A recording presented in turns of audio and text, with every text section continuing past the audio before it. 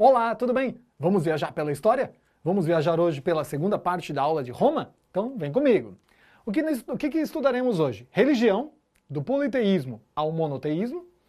Estudaremos também a cultura romana e todas as suas características da arte, da arquitetura, escultura.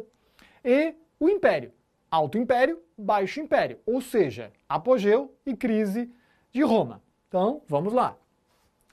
Alto Império Romano, século I a.C. ao século II. Características do Alto Império. Poder centralizado. Então, como é que eu sei que eu estou no Alto Império? Aliás, vamos explicar outra coisa. Eu preciso explicar outra coisa para você. Isso não aparece só na Roma Antiga. Lembra da Idade Média? Alta Idade Média, Baixa Idade Média? Então, Alta Idade Média. Alta Idade Média, tudo está bem para o sistema feudal. Baixa Idade Média, tudo está mal para o sistema feudal. Império Romano, Alto Império Romano, Baixo Império Romano. Alto Império Romano, tudo está funcionando perfeitamente no modelo escravista romano. Baixo Império Romano, há uma crise no sistema escravista. Então, sempre que é alto, significa que aquele sistema daquele momento histórico está funcionando bem. Baixo significa que há uma crise, tudo está em baixa, que a economia não está bem. Certo? Então, Alto Império Romano significa que está tudo perfeito por enquanto dentro do modelo romano. Poder centralizado, o imperador tinha autoridade, militarismo. Eles continuam dominando territórios, professor Nelson. Eles continuam dominando territórios até o final do século II.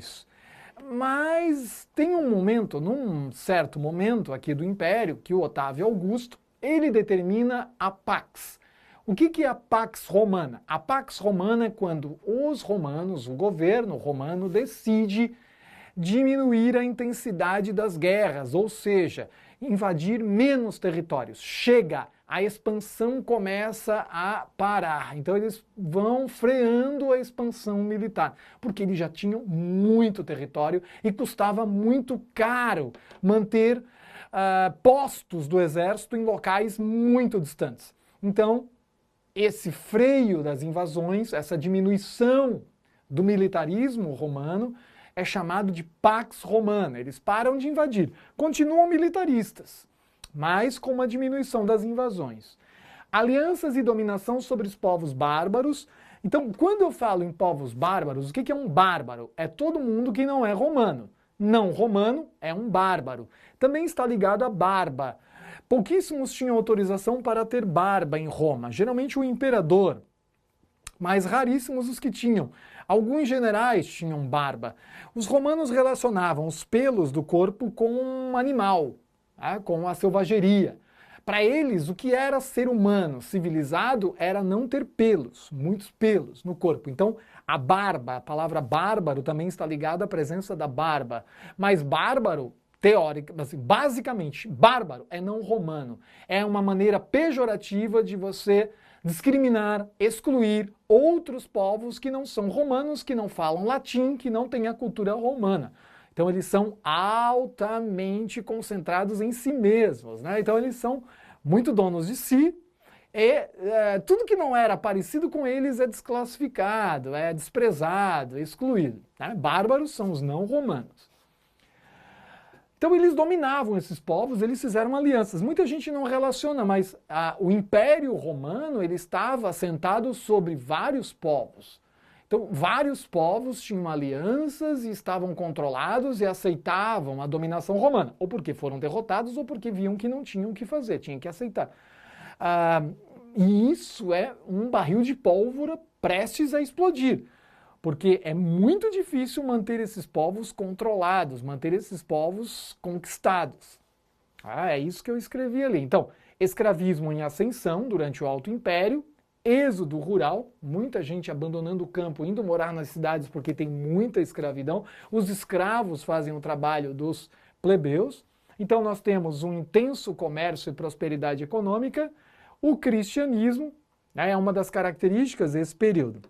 É um período em que você tem uma grande concentração de pessoas muito pobres dentro do território da cidade de Roma, e também dentro do território do Império, nas cidades romanas, a concentração de pessoas marginalizadas, ou seja, sem propriedade, pessoas pobres, era muito grande. Pessoas que morriam muito cedo, expectativa de vida de 35, 40 anos. Os esqueletos encontrados hoje pelos arqueólogos revelam a dificuldade de acesso à proteína, pessoas com ossos muito finos, com colunas vertebrais machucadas por causa do trabalho pesado. Então era uma vida bastante difícil, uma grande sociedade marginalizada, muita violência, muitas convulsões sociais, mas mesmo assim o império continuava potente. Dentro do império, emerge uma nova seita. Para os romanos era uma seita o cristianismo. Jesus Cristo morou na Palestina, foi morto na Palestina durante o domínio romano, e os seguidores dele, conhecidos como apóstolos e discípulos, acabaram se espalhando após a morte dele por todo o Império Romano e começaram a pregar e a falar sobre ele, a dar o testemunho da vida dele e a repetir alguns rituais que ele havia ensinado, por exemplo, como orações ou a ceia. Então, é uma filosofia religiosa que os romanos demoraram a entender o que é isso. Inclusive, eles vinham com preconceito. O que chegava no ouvido da população romana é que os cristãos comiam carne humana e bebiam sangue humano. Por quê? Porque diziam para os romanos que os cristãos transformavam num ritual de magia, que os romanos odiavam magia, num ritual de magia, eles transformavam vinho em sangue humano e um pedaço de pão em carne humana. Então, os romanos interpretavam isso ao pé da letra e tinham medo dos cristãos. Então, os cristãos, no primeiro momento, eram mal vistos, eram perseguidos. Eles acabaram se escondendo, muitas vezes, né, se reuniam escondidos. Durante o governo de Nero, ocorreu um grande incêndio em Roma, um grande incêndio. Muitos culparam o imperador, porque o imperador Nero, ele fazia críticas à cidade de Roma, ele achava Roma horrorosa. Então o que Nero fez? Culpou os cristãos. Então, quem começa a perseguição aos cristãos? O imperador Nero. Ele queimou milhares de cristãos nas portas de Roma e a partir dali começam os sacrifícios de cristãos. Só que o cristianismo ele continua se expandindo. Mesmo com a perseguição feita a eles, ele continua se expandindo. Qual a justificativa do imperador Nero e dos romanos para perseguir os cristãos por 3 séculos? Eles eram pacifistas, contra o militarismo, eram contra o escravismo, eram contra o modo de vida romano, não reconheciam o imperador como um deus. Então eles tinham vários motivos para perseguir os cristãos. Só que, o que predominava em Roma? Pobreza, exclusão, fome, miséria. A religião romana, ela não atendia às necessidades dessa população miserável. O cristianismo, ele trazia uma mensagem de esperança. A esperança na vida eterna. Os romanos, eles copiaram a religião grega, e a religião grega era uma religião assim, que era uma religião para a vida aqui na Terra. Não era uma religião muito preocupada com a vida após a morte. Então os romanos não valorizavam muito a vida após a morte. Você, depois da morte, ou ia para os Campos Elíseos, ou ia para o reino de Hades, para o inferno. Mas era um negócio meio sem graça, assim. Os cristãos abrilhantam isso. Então, os cristãos dão uma esperança. De acordo com o cristianismo, o melhor vem depois da morte. E quanto mais você sofre, quanto mais perseguido você é, mais você será recompensado na vida eterna por Deus. Então, o cristianismo ele se espalha rapidamente entre os cristãos e os romanos perdem o controle. É uma seita que os romanos não conseguem controlar. Eles chamam de seita porque a religião deles era oficial. Se não é religião oficial, era uma seita perseguida. Então, o cristianismo é considerado por historiadores como um dos principais pontos de fraqueza de Roma. Eles vão enfraquecer. Por quê? Porque a maioria da população vai aderir ao cristianismo e o cristianismo ele está totalmente contrário ao pensamento romano. E um dos motivos da queda de Roma é a ascensão, a propagação das ideias cristãs por todo o Império Romano. Certo? Então, alto império, poder centralizado, militarismo, povos bárbaros controlados, muitos escravos, fuga do campo, êxodo rural, intenso comércio e prosperidade econômica e o cristianismo ali que está emergindo e é perseguido. Baixo Império. Então o que é Baixo Império? Baixo Império vai do século III ao século V. Que data? Porque tem uma data de transição do Alto Império para o Baixo Império. É a data do ano 180. Em 180 morreu o imperador Marco Aurélio. Ele é um imperador filósofo, um imperador epicurista. E ele desenvolveu uma filosofia que é conhecida até hoje, né? O epicurismo, né? Um dos maiores filósofos epicuristas. O que a gente precisa saber sobre? É que tem algumas coisas que não aparecem nos livros de história. O que não aparece nos livros de história? Quer dizer, na maioria dos livros de história. A epidemia dos Antônios, ou febre dos Antônios. O imperador morreu dessa epidemia, matou milhares de pessoas, matava 2.000 pessoas por dia no Império Romano e calcula-se que ela matou entre 8 e 10 milhões de pessoas. Então ela matou muita gente. Foi uma devastação.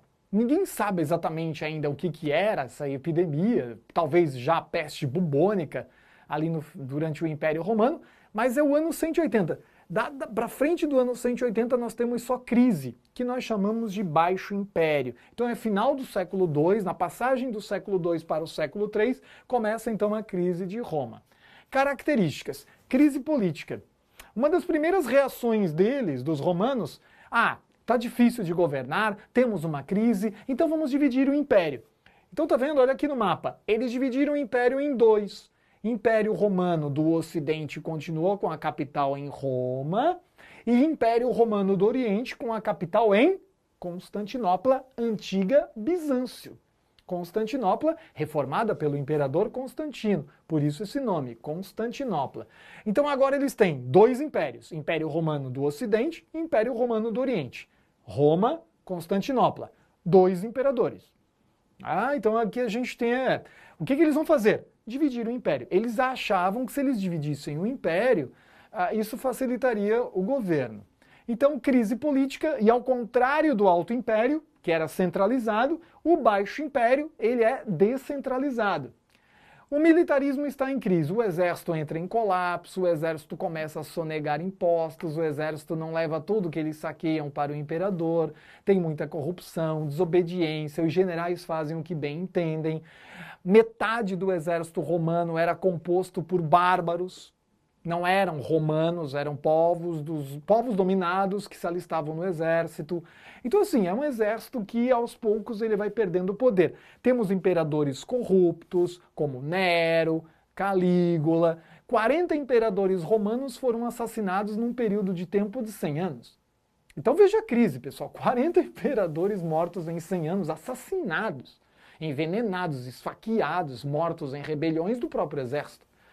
Então é um período bastante grave esse Baixo Império. Rebeliões nas províncias, invasões bárbaras, os bárbaros começam a atravessar as fronteiras, começam a ocupar territórios, os romanos não conseguiam controlar essas invasões, o que eles vão fazendo? Eles fazem acordos. Um dos invasores foram os francos vieram do que hoje é a Alemanha. Quando os romanos viram, os francos já tinham ocupado ali o que hoje é o norte da França. Então os romanos fizeram um acordo, olha, a gente deixa vocês ficarem aí, mas vocês pagam taxas e nos obedecem. E eles fizeram um acordo inicial. No primeiro momento é consentida essa invasão, é uma invasão pacífica. Depois ela se torna uma invasão violenta. Então a gente tem a crise do modelo escravista. À medida que a crise vai avançando, eles não estão mais conquistando territórios, não estão mais prendendo escravos. Se não prendem mais escravos, o que vai acontecer? Falta mão de obra. A mão de obra faltante faz o quê? Fica tudo mais caro. Aumenta o preço do escravo, aumenta o preço das mercadorias produzidas pelos escravos. Aumento de preço significa inflação. Inflação significa crise econômica. E os escravos serão substituídos por plebeus. A vida nas cidades fica insuportável. E as pessoas acabam abandonando as cidades num êxodo raríssimo, que é o êxodo urbano. As pessoas saem das cidades e procuram o interior da Europa. E lá no interior da Europa vão trabalhar no modelo do colonato. Ou seja, o plebeu pobre arrenda a terra. Ele vai trabalhar na terra de um patrício. Como é que ele vai pagar o patrício? Ele paga o patrício com 50% de tudo que ele produzir. Isso é a base do colonato. Nelson, isso me lembra feudalismo. Isso já é a passagem para o feudalismo. O que é êxodo urbano? Ruralização da Europa. A Europa vai ficar rural. É o começo do feudalismo. É a transição para um novo sistema econômico. Os romanos estão fugindo para o campo. Os trabalhadores pagam com parte do que produzem.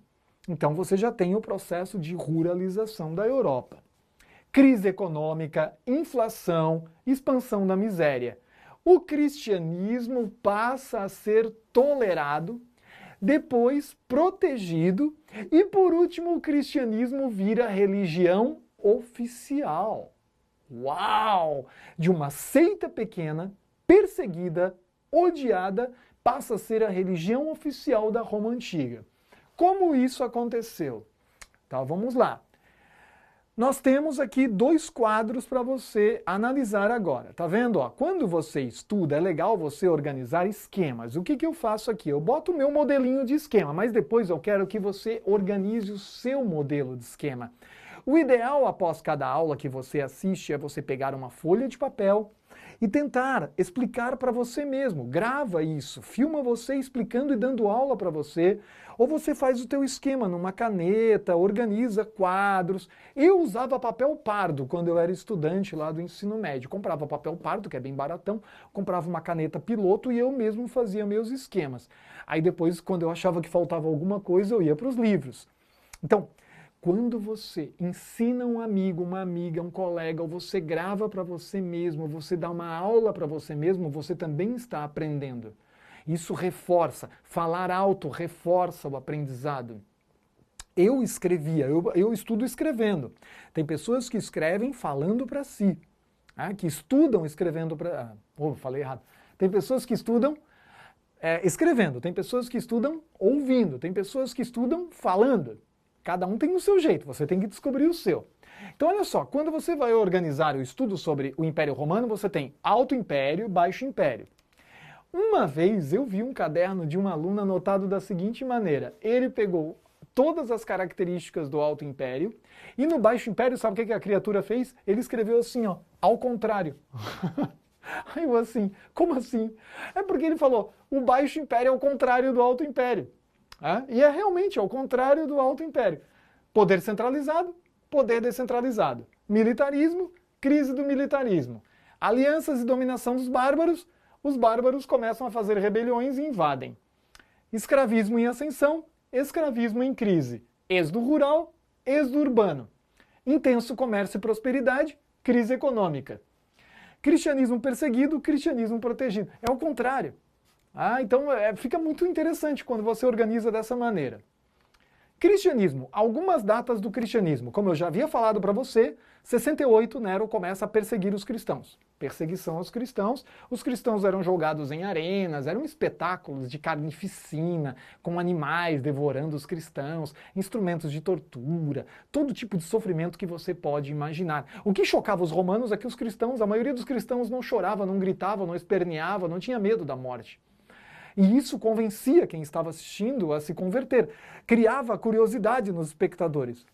Então acabou saindo ao contrário do que eles imaginavam, um espetáculo de violência. Então, longo período de violência começa em 68. Quando termina a perseguição? Agora veja, ponto azul marinho é o cristianismo em 325 depois de Cristo. Tá vendo? Cada pontinho azul mais escuro aqui é o cristianismo no ano 325. Agora, olha o cristianismo no ano 600, já é o azul claro. Olha como se espalha rapidamente essa religião. Entre 68 e 313, os cristãos foram perseguidos. A perseguição terminou durante o governo de Constantino. Constantino é um imperador que, segundo a lenda, durante uma batalha, ele viu no céu uma cruz dourada. E ele venceu essa batalha. Então ele achava que isso era um milagre. A mulher dele já havia se convertido ao cristianismo. E na hora da morte, quando ele estava morrendo, o imperador Constantino chamou um padre para batizá-lo. No ano 313, Constantino proibiu a perseguição aos cristãos. Então, ele além de proibir a perseguição aos cristãos, através do édito, né, que isso aqui é através de um édito, né, de um decreto, através do édito de Milão, ele torna-se protetor dos cristãos. Ô Nelson, qual é a explicação para isso? É um milagre? Não, é que a maioria dos moradores do Império Romano já eram cristãos. O Império estava em crise. O que o Constantino precisa? De apoio. Como ele consegue apoio? Se convertendo ao cristianismo. Então, a conversão ao cristianismo, parar de perseguir os cristãos, é uma estratégia de conseguir apoio, conseguir informações, né, conseguir adesão e tentar manter a estabilidade do Império. É genial o que ele fez. 313. Tem gente que diz assim, mas tu não vê nenhuma santidade, Constantino? É que nas aulas de história a gente dá mais foco nos interesses políticos do imperador. Claro, você pode vê-lo como um santo, eu não vou dizer que ele não fez algo incrível. Era importante para os cristãos na época o fim das perseguições. Então ele salvou a vida de milhares de pessoas, é claro, ele tem seu mérito como imperador, ele foi o primeiro, né, em séculos que parou de perseguir os cristãos. Mas eu vejo também, nós historiadores, vemos também como um interesse. Temos outra data importante, além de 313, que é, esqueci de mostrar aqui, né, a gente tem o Constantino, uma pintura dele na época, um mosaico, né, um mosaico. Os romanos faziam muito mosaico, tá vendo? São caquinhos de pedras, né? Então, um mosaico. Em 380, o imperador Teodósio, guarda esse nome, através do Édito de Tessalônica, geralmente o édito, o decreto, ele tinha o nome da cidade onde ele foi assinado. Então, ó, Milão e Tessalônica. Através do Édito de Tessalônica, o cristianismo se tornou religião oficial. O cristianismo tornou-se religião oficial. Ele foi concebido como religião oficial de Roma. A partir daquele momento, todo funcionário público romano que não fosse cristão seria demitido. Uau! E começam as perseguições aos que não são cristãos. Que loucura! E o cristianismo ele vai ser absorvido pela religião politeísta. Os romanos tinham uma religião politeísta, eles tinham o Papa, o pai, o sumo sacerdote, era o sumo pontífice. O pontífice é o que faz a ponte com o céu, que é o Papa, os cardeais, os bispos, os arcebispos, as cúrias, as paróquias. A organização da Igreja Católica hoje é uma organização romana. E quem foi batizado católico é católico, apostólico, romano. Tem gente que nunca percebeu por que tem esse romano lá. Porque era a religião da Roma antiga. Então aqui está a imagem de Teodósio. Provavelmente ele era assim, não sabemos. Como era a religião romana antes do cristianismo? Então ela era como a religião grega. Então, antropomórfica, deuses com forma humana e características humanas. O que os romanos fizeram? Pegaram a religião grega, copiaram a religião grega e mudaram os nomes dos deuses. Alguns exemplos. Zeus, grego, Júpiter, na Roma antiga. Afrodite, grega, vira Vênus, por isso camisinha de Vênus, a deusa do amor. Vamos pegar aqui Poseidon, Netuno, quem assistiu o desenho do Popeye, pelas barbas de Netuno. Então, Poseidon na Grécia, Netuno. Dionísio na Grécia, Baco, na Roma antiga. Então, Netuno, deus dos mares. Dionísio, que vira Baco, deus do vinho, deus das festas. Então, eles mudam os nomes, mas uma das características de Roma é absorver, aproveitar a cultura dos povos dominados ou de outros povos vizinhos. Então, era uma cultura politeísta, não muito preocupada com a vida após a morte, como eu já havia explicado, gostavam de construir grandes templos. Eles tinham deuses, como essa aqui, a deusa Fama, com asas, que inspirou os anjos. Muito do que a gente imagina como anjo hoje, na nossa mentalidade atual, é inspirado nos deuses romanos. A deusa Fama era uma deusa mensageira, a mensageira de Zeus, que chegava sempre com uma corneta, avisando a chegada do deus Zeus, ou trazendo alguma mensagem de Zeus. Lupércio, que era meio homem, meio bode. Zeus, que é o deus dos raios, é Júpiter. Poseidon vira Netuno. Atena vira Minerva, deusa da sabedoria, deusa da guerra, deusa da estratégia.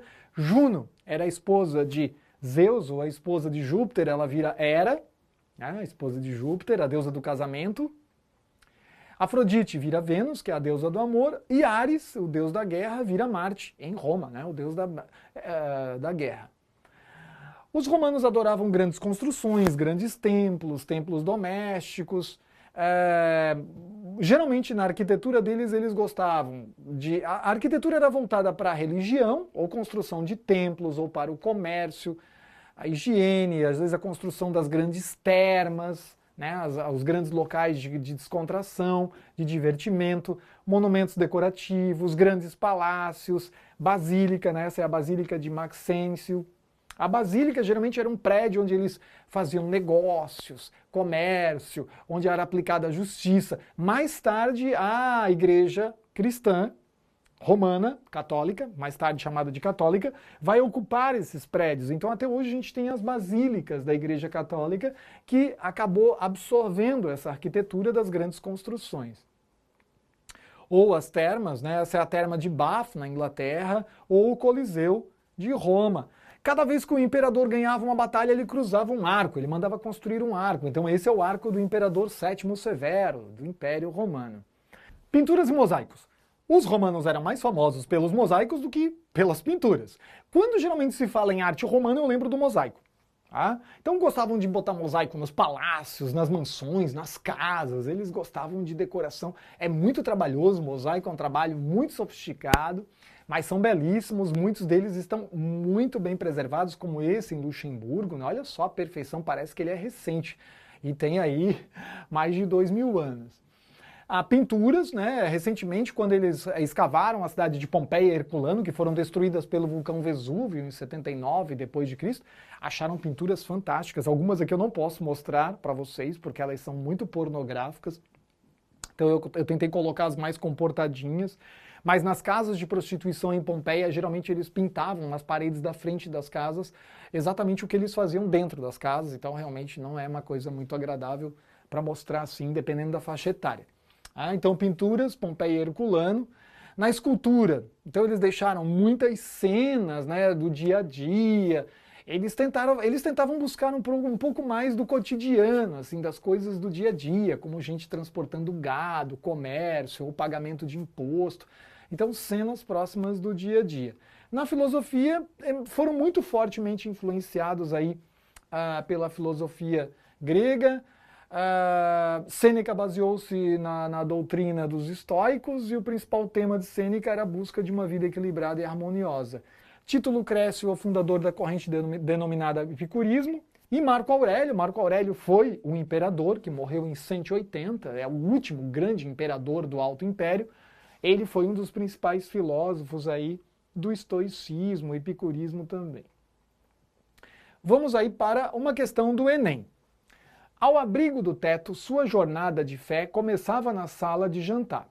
Na pequena célula cristã, dividia-se a refeição, e durante elas, os crentes conversavam, rezavam e liam cartas de correligionários residentes em locais diferentes do Império Romano, século II da era cristã. Esse ambiente garantia peculiar apoio emocional às experiências intensamente individuais que abrigava.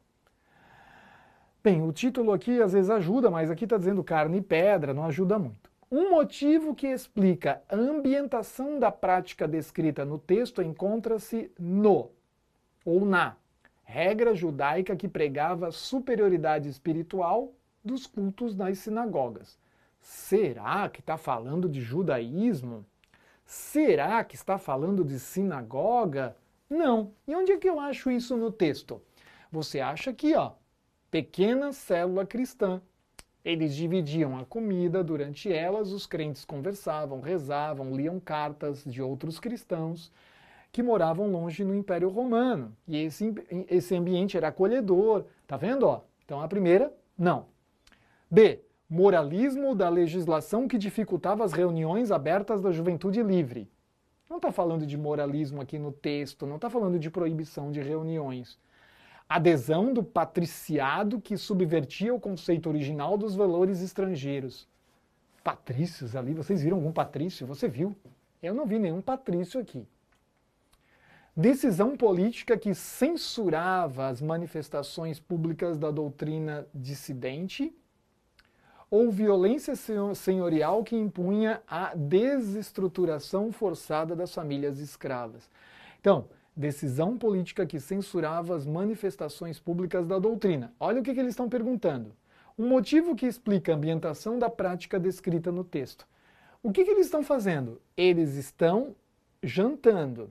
Ó, ao abrigo do teto, sua jornada de fé começava na sala de jantar, na pequena célula cristã.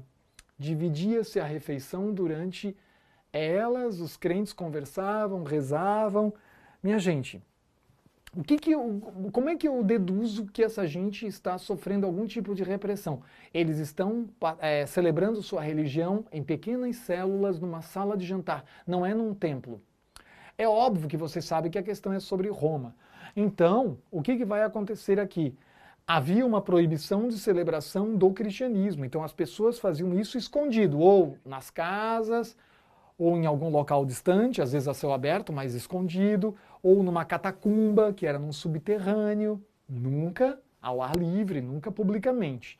Então havia uma censura, né, à doutrina cristã, obviamente, por isso eles se reuniam nessa sala, certo?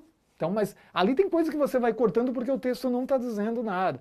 Violência senhorial que impunha a desestruturação forçada. Não está falando de escravidão, está falando de religião.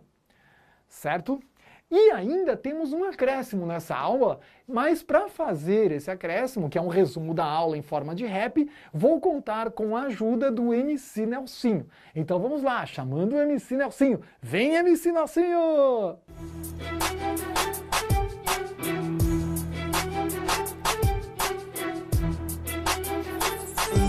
Império Romano se espalha, controla e escraviza, explora e tortura. A riqueza depende do dom da batalha, se submete e expande a loucura.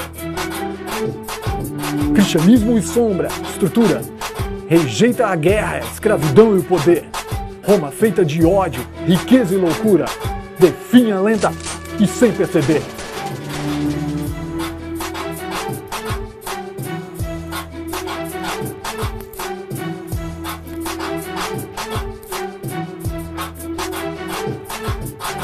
Baixa império e decadência latente, escravismo agoniza em retração, povos bárbaros seguem em frente, fúria louca de guerra e invasão, dividido o império se torna cristão, fome, violência, morte e colonato, abandono, sombra, ruralização, o fim de Roma se dá em um ato, dividido o império se torna cristão, fome, violência, morte e colonato, abandono, sombra e ruralização. O fim de Roma se dá em um ato. Uhul!